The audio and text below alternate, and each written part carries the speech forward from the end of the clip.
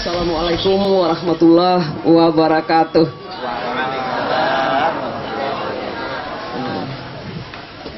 Subhanallah, alhamdulillah, la ilaha illallah, wallahu akbar.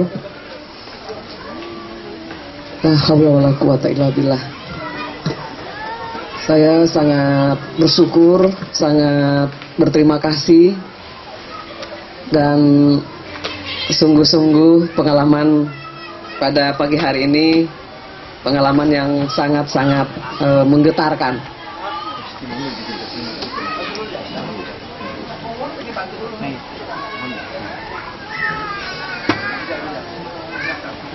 Pendidikan pesantren sebagai fondasi kejayaan bangsa. Tadi malam ada acara, memang beberapa tokoh hadir. Dari NU ada Pak mantan PBNU, Pak siapa lagi? Pak Hasyim Musadi, ada Pak Yusuf Kalla, ada Pak Hatta Rajasa, dan sore nanti, bukan sore ya, siang nanti ada pertemuan lanjutan, sehingga pada pagi hari ini mohon maaf, tadinya saya ingin sekali mengikuti secara runtun acara, tapi mungkin setelah ini harus langsung kembali ke Jakarta.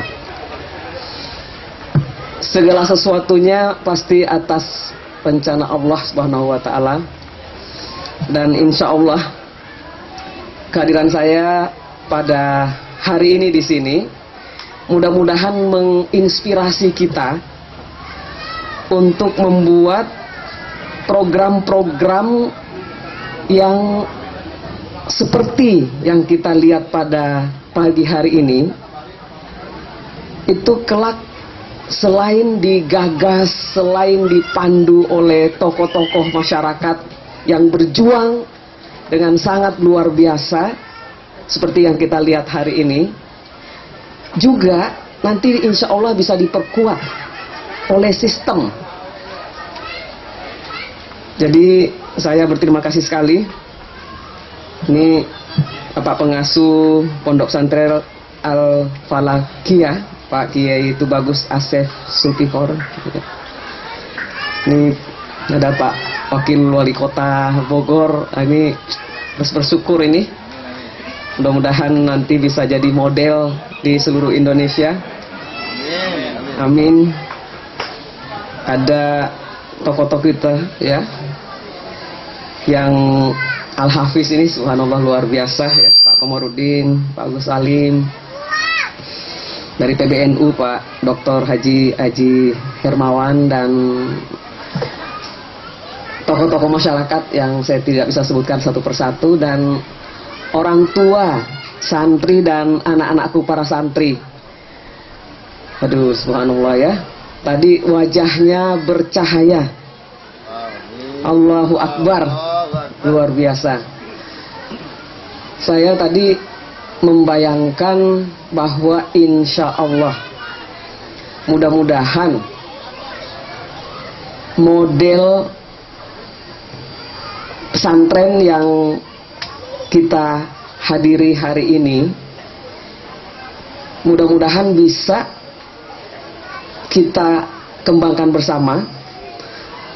Saya merasa sebagai pribadi dan kapasitas sebagai presidium ICMI ini berharap ya, pertama saya sepertinya mau melamar nih jadi santri istimewa ini. Waduh. Bahkan saya mengatakan tadi, waduh, kalau bisa lahir kembali, saya ingin masuk SMP-nya di sini nih. Masya Allah, subhanallah, luar biasa. Nah, disitulah diperlukannya sistem, di situ diperlukannya struktur, di situ diperlukannya negara.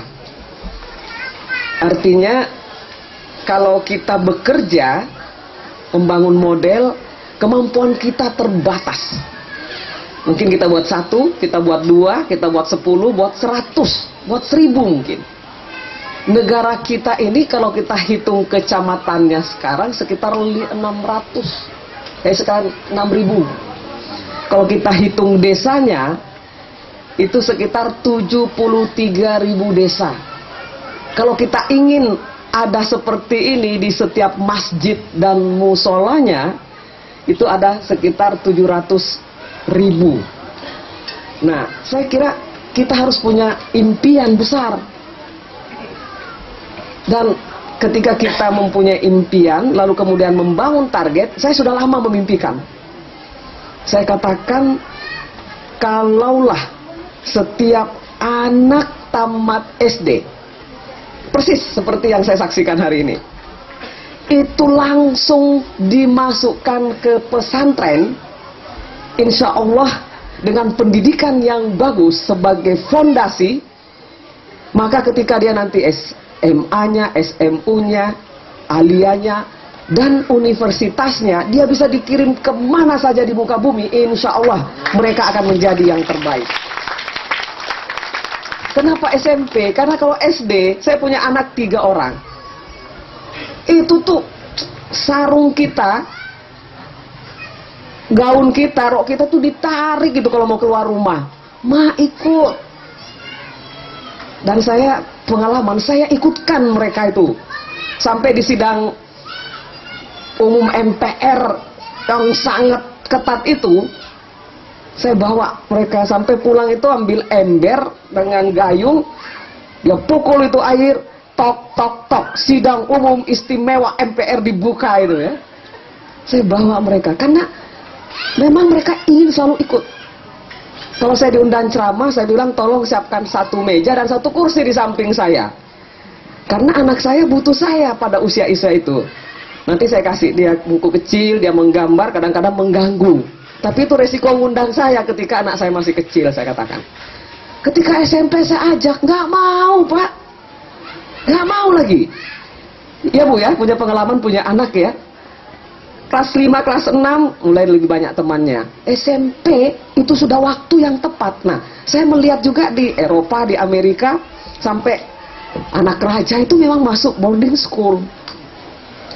Nah, saya baru dengar ya, kalau biasanya kan one day one ayat ya, ini one day one page, 1 hari 1 halaman.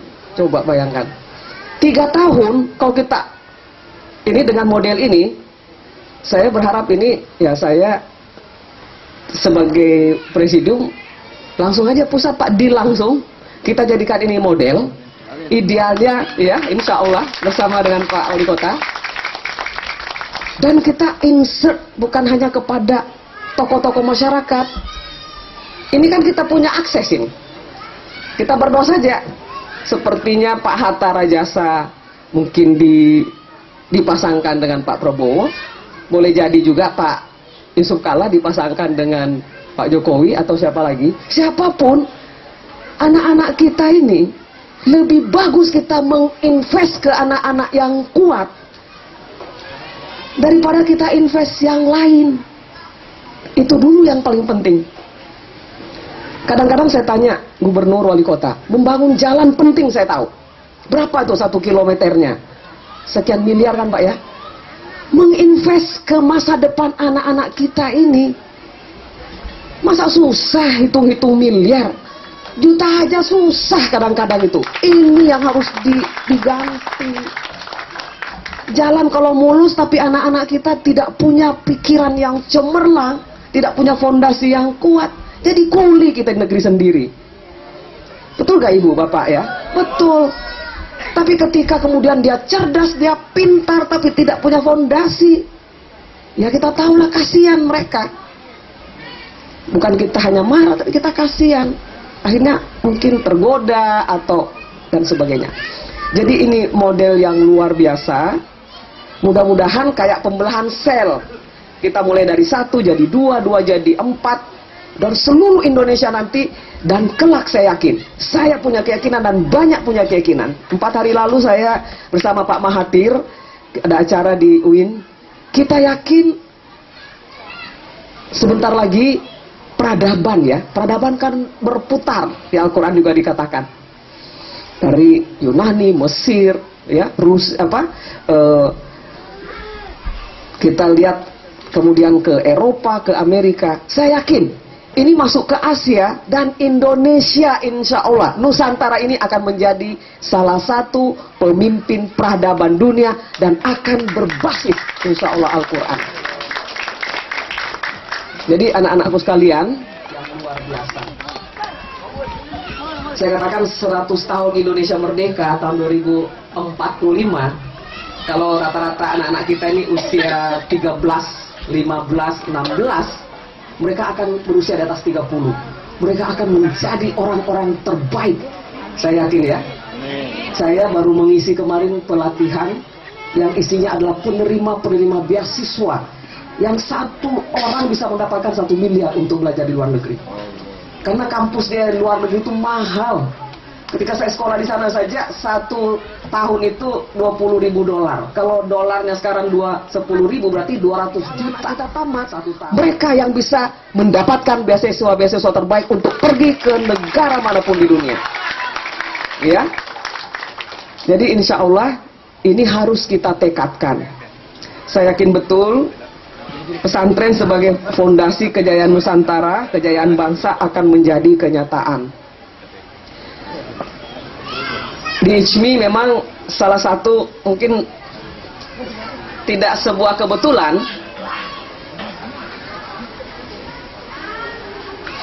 ICMI muktamarnya kemarin di Bogor. Saya sudah ICMI lahir itu sudah Ikatan Cendekiawan Muslim se-Indonesia itu sejak lahir sudah saya di situ. Saya di BPPT, saya di kantor Pak Habibie. Jadi ketika mahasiswa itu datang, saya langsung diingat. Karena begitu saya pulang sekolah dari Amerika, saya langsung mengatakan, orang itu menganggap teknologi haram Pak Habibie itu. Masyarakat kita, padahal ini teknologi, yang dipakai azan itu teknologi. Baju ini hasil teknologi. Terus apa usulnya? Kita keliling pesantren, saya katakan. Kita keliling, bawa film-film, bahwa ini semua ilmu Allah. Itu baru beberapa bulan saya keliling, saya bawa Pak Wardiman, saya ajak teman-teman BPPT berbicara tentang teknologi, bagaimana membuat pertanian lebih maju, bagaimana energi dan bagaimana teknologi transportasi dan sebagainya. Tiba-tiba teman dari Malang muncul. Nah, kamu tuh katanya. Jadi sejak itu baru pulang. Jadi ketika di Bogor saya pamit suami saya. Saya katakan ini terakhir deh saya jadi pengurus ICMI, saya bilang. Tiba-tiba ketika pencalonan, loh, muncul nama saya. Saya tuh, ya udah ini istihara nih saya katakan. Saya ke belakang, saya, ya Allah, saya sudah pamit ini saya katakan. Sudah, saya ingin memberikan ke yang lain. Tiba-tiba muncul Pak, persis yang hari ini. Kamu bicara dalam hati saya.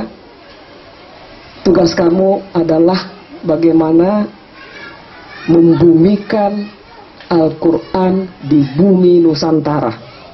Karena saya tadi menangis tadi saya. Pasti Allah memilih tempat ini. Dan memang saya selalu dengan teman-teman, karena saya di bagian kaderisasi di ICMI, saya katakan fondasinya Al-Quran. Setiap orang mau keluar negeri sekolah, saya selalu katakan, ketika saya mau pergi keluar, ayah saya dan ibu saya hanya memesankan satu hal, tidak dikatakan boleh begini, tidak boleh begini, satu saja. Kamu bawa Al-Quran dengan, karena saya belum bisa ngaji dengan baik, makanya saya daftar ini jadi nanti guru saya yang adik-adik kita tadi, anak-anak kita tadi ya, siap jadi guru saya ya. Biar saya jadi santri istimewa. Saya belum bisa membaca dengan baik, ya. Kita belum mendapatkan kesempatan yang sama. Jadi belum bisa menerjemah dengan baik. Jadi saya diminta membawa Al-Quran dan terjemahannya. Apa kata orang tua saya? Tugas kamu tiap hari membaca dan mengamalkan apa yang ada di situ. Dan subhanallah luar biasa. Kita bertemu dengan orang Amerika, orang Afrika, orang Eropa, kita merasa percaya diri. Karena setiap hari kita membaca. Semuanya ciptaan Allah. Kita ciptaan Allah, pasti kita hebat. Karena Tuhan kita hebat, Allah kita hebat. Semua yang ada di bumi milik Allah. Setiap halamannya saya baca membuat saya percaya diri, dan alhamdulillah bisa menjadi salah satu lulusan terbaik dan tercepat di negara sana. Dan saya yakin ini modalnya karena membawa Al-Quran. Apalagi yang bisa baca, bisa hafal, bisa mengartikan. Nah, mudah-mudahan insya Allah, ya sekali lagi, nanti mungkin bisa sering-sering kesini. Baca dengan tartil, saya pun masih harus belajar. Kemudian yang kedua, bagaimana menghafal yang tadi luar biasa. Al-Quran sungguh-sungguh mujizat ya. Yang ketiga, bagaimana memahami, bagaimana menerjemah. Kita juga sudah kerjasama dengan teman-teman Tamyiz, dan itu juga subhanallah luar biasa. Saya ingin betul ini kita gandengkan, kita buat modelnya. Kemudian yang keempat, bagaimana kita mengamalkan. Merasa yakin kalau model seperti ini kita betul-betul lebih sempurnakan lagi, lebih mantapkan lagi. Dan ibarat tadi sel pertamanya kita belah. Kita bukan hanya nanti berperan di Indonesia, kita akan masuk masyarakat ASEAN. Dan sangat mungkin, saya yakin kita juga bisa berperan untuk kebangkitan ya, kejayaan bangsa di kawasan Asia. Karena sering kita bisa melihat ya, kebangkitan peradaban ya, selalu dikatakan ini selain membutuhkan spiritualitas, kalau di ICMI dikatakan iptek. Nah, ini juga iman takwanya harus kuat. Dan pada hari ini ibu-ibu ya dan bapak-bapak, orang tua dari santri kita beruntung ya mendapatkan kesempatan untuk menitip anak-anak di sini, dan juga anak-anakku para santri ya. Luar biasa, subhanallah. Insya Allah mudah-mudahan modal fondasi yang didapatkan di sini pada hari ini bisa membawa nanti anak-anakku sekalian ya, pilih mana saja di seluruh dunia. Kemarin yang mendapatkan beasiswa negara, sekarang ini banyak sekali universitas yang menyiapkan beasiswa bagi mereka yang hafiz. Dan itu harusnya kita jadikan program. Karena saya yakin tidak sesuatu yang mudah. Dan acara yang akan saya hadiri hari ini alhamdulillah sekali. Artinya ini menjadi agenda utama saya, sesuai juga niat saya untuk kembali mendapatkan amanah di ICMI. Kami juga rutin bertemu dengan teman-teman NU, Pak. Kita sekarang tiap malam Rabu itu keliling Majelis Ulama di NU, di Muhammadiyah, dan kita berharap kita juga bikin pertemuan organisasi perempuan atau organisasi muslimah juga kita berharap, karena tantangan kita banyak sekali. Ini kalau anak-anak kita tidak masuk di pusat pendidikan seperti ini, di genggamannya mereka itu sudah handphone yang bisa macam-macam isinya, ibu-ibu ya, bapak-bapak ya. Mereka bisa terbantu menghafal Al-Quran, tapi bisa melihat gambar-gambar juga yang bisa merusak. Nah, itulah perlunya program-program seperti ini kita bantu, kita perbanyak, sehingga mudah-mudahan nanti ini bisa menjadi modal besar bagi bangsa ini, bangsa Indonesia. Kita yakin betul insya Allah akan bangkit ya, memimpin peradaban. Saya yakin betul dengan anak-anakku sekalian ini.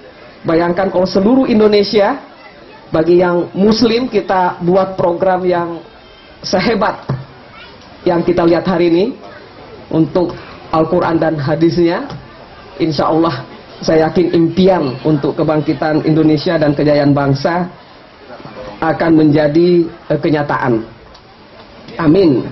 Insya Allah.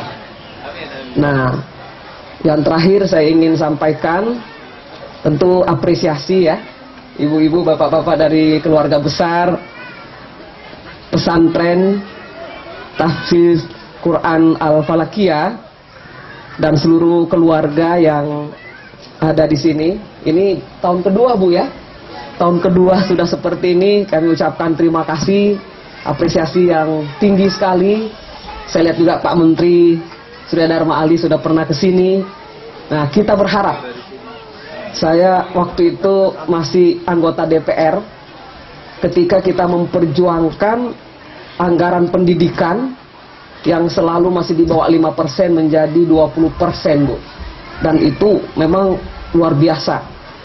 Nah, mudah-mudahan sekarang ini kita bicara karakter, terutama setelah kita dengar banyak sekali anak-anak kita yang ya macam-macam lah mendapatkan tantangan di lapangan ya. Nah, kita berharap pendidikan karakter yang berbasis Al-Quran ini, dan hari ini insya Allah kita selain menjadi program masyarakat, karena ini tidak bisa digantikan, terus harus kita dorong, tapi juga harus mendapatkan perhatian dari pemerintah. Dan kita bersyukur dan berterima kasih Bapak Wakil Wali Kota kita hadir pada hari ini, bukti bahwa pemerintah daerah mendukung. Nah, ini juga harus kita bawa ke level negara ya.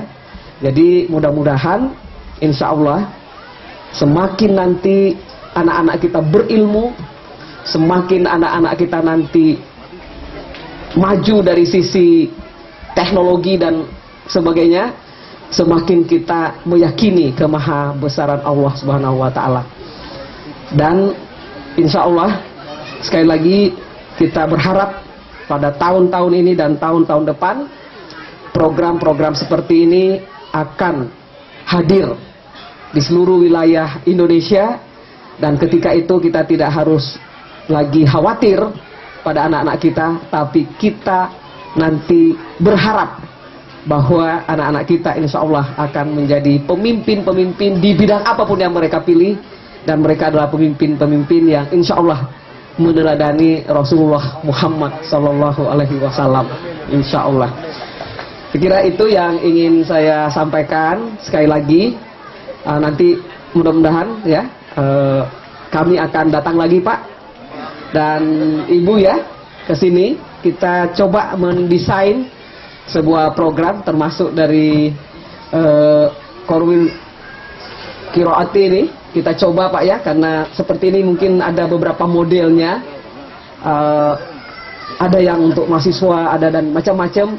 Ini saya kira harus kita konkretkan program nyatanya, dan kita berharap insya Allah kebangkitan bangsa kita dan kejayaan bangsa Indonesia insya Allah sudah dekat, seberapapun besarnya tantangan yang kita hadapi saat ini. Selamat anak-anakku sekalian, dan juga kepada para ustaz dan ustazah, pada kepala sekolah, kepada seluruh keluarga. Mudah-mudahan insya Allah diterima amal kita oleh Allah Subhanahu wa Ta'ala, dan kita diberi kemudahan, diberi petunjuk untuk melanjutkan perjuangan yang amat sangat mulia ini. Terima kasih. Wabillahi taufiq wal hidayah. Assalamualaikum warahmatullahi wabarakatuh.